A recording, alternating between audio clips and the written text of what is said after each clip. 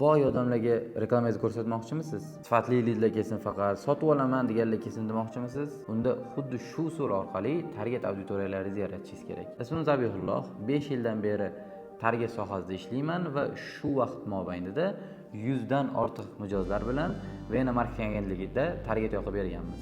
Hozirda Vena AI startapini qurish bilan bandman. Bu videoda sizlarga Conversion API dan qanaqa qilib auditoriya chiqarib olish va Conversion API qanaqa qilib o'zimizga foydali ishlatishni ko'rib chiqamiz. Uncha uzoq bo'lmaydi, taxminan shu 5-10 daqiqa bo'ladi maksimal. Lekin shunda ham agar bu videoni tezroq ko'rishni istasangiz, 1,5-2x qilib olishni maslahat beraman. Lekin albatta videoni diqqat bilan ko'rib, amaliyotda videodan keyin albatta qo'llab ko'ring. Demak, amaliyotga o'tamiz. O'tgan videomizda KPI nimaligini, ya'ni Conversion API nimaligini va uni qanaqa o'rnatish, qanaqa ishlatishni qisqacha ko'rsatib chiqqandim.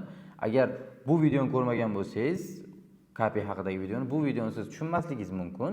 O'sha videoni o'tib ko'rib kelishingiz mumkin. Agar ko'rgan bo'lsangiz yoki KPI haqida sizda boshlang'ich ma'lumot yetarli bo'lsa, bu video sizga aniq foydali bo'ladi. Demak, ketdik. Conversion API dan biz auditoriya chiqarib olish uchun avval Conversion API ni ulagan bo'lishimiz kerak. Ulab bo'lganimizdan keyin biz auditoriyalar bo'limiga o'tamiz.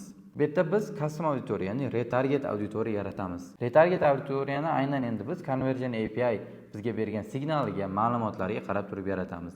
Ya'ni Conversion API dan o'sha o'tgan safar ko'rganmiz Vena AI orqali siz CRM'ingizdan kimlar sotib olgan, qaysi lidlar sifatliligini tortib olishni o'rgangandik. Endi mana shunda o'sha lidlarga o'xshash auditoriyani va o'sha lidlarga target yoqishni ko'rib chiqamiz. Demak, Events Manager'da hozir biz auditoriya yaratishni boshlaymiz. Create Audience tugmasini bosamiz va Custom Audience dan website tanlaymiz. Website tanlaganimizdan keyin Next bosib turib, o'zimizga kerakli o'sha o'tgan safar darsimizda ham ko'rsatgandim. Videomizda qanaqa qilib o'sha Conversion API da qaysi pikselimiz ulagan bo'lsa, xuddi o'shani tanlaymiz. Bizda o'sha tanlangan turibdi va bu yoqda qaysi eventligini tanlab qo'yamiz. Misol uchun bizga qual leadlardan auditoriya kerak bo'lsa, qualni tanlaymizda yoki wondan kerak bo'lsa, wonni tanlab turib, audience retentionda 30 kun qilib turib, misol uchun 30 kun tursa, 30 kun davomida shu won bo'lganlarni bizga olib beradi va bu yoqdan nomlaymiz. Misol uchun won deb belgilaymiz. Audience labelni tanlab qo'yishingiz mumkin. Bizda o'sha sotib olgan auditoriya, sotib olmagan auditoriya qilib belgilab qo'yishingiz mumkin. Mana misol uchun customers qilib turib belgilab qo'yishingiz mumkin. Bu shart emas. Bu xohlasangiz buni create audience qilasiz.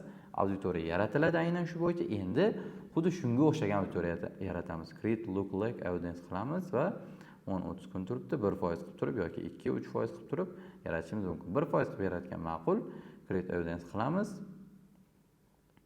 Bo'ldi, bizda ikkita auditoriya yaratildi. Bu bizni sotib olgan, ya'ni bizdan sotib olgan mijozlarga o'xshagan auditoriya. Bu aniq sotib olganlar. Bizda CRM dan ma'lumotlarini Conversion API Facebookga jo'natganmiz va o'sha orqali biz hozir ma'lumotlarini olyapmiz-da, yana ularga unga o'xshashlarga reklama yoqmoqchimiz. Endi reklama yoqish joyiga o'tamiz. Lead maqsadida reklama yoqib ko'ramiz demak. O'sha o'tgan safar ham bu joyini ozgina ko'rsatgandim. Adset bo'limiga o'tganimizdan keyin bu yoqni faqat Instant Forms qilib qo'yishimiz kerak. Instant Forms va pastroqda mana Maximize number of qualified leads turibdi. Bu yoqda o'zimizni CRM'imizni qilib qo'yamiz. Mana Conversion API deganda o'zimiz nimamizni Conversion API pikselimizni bu yoqdan tanlaymiz. Endi qaysi eventga deb berib qo'yamiz. Ya'ni qaysi eventga odamlarni olib kelsin deyapti. Biz qualga, ya'ni sifatli odamlarni olib kelsin deb beramiz va pastdan boya yaratgan auditoriyamizni bu yerdan qo'shib qo'yishimiz kerak. Mana custom audience degan joyi bor. Shu yerdan tanlab qo'yamiz boya bizga kerakli auditoriyani.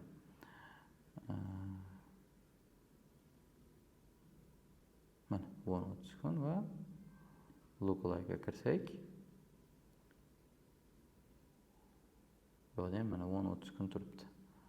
Bo'ldi. Endi aynan shu auditoriyani ichidan mana bu 10-30 kun olib tashlagan bo'ladi, chunki bizdan sotib olganlar mana bu unga o'xshash bo'lgan auditoriyaning ichidan bizga qual bo'lgan, sifatli bo'lgan auditoriyani olib kelib beradi Facebook shu holatda. Darsimiz qisqagina va foydali bo'ldi deb o'ylayman. Bu darsdan maksimal foyda olish uchun Conversion API haqidagi to'liq videomni ham ko'rib chiqing. Videoga havola mana bu yerda hozir link bo'lib chiqadi yoki video ostida ham bor. Albatta kanalga obuna bo'lib, like bosish va fikrlaringizni izohlarda yozish esingizdan chiqmasin.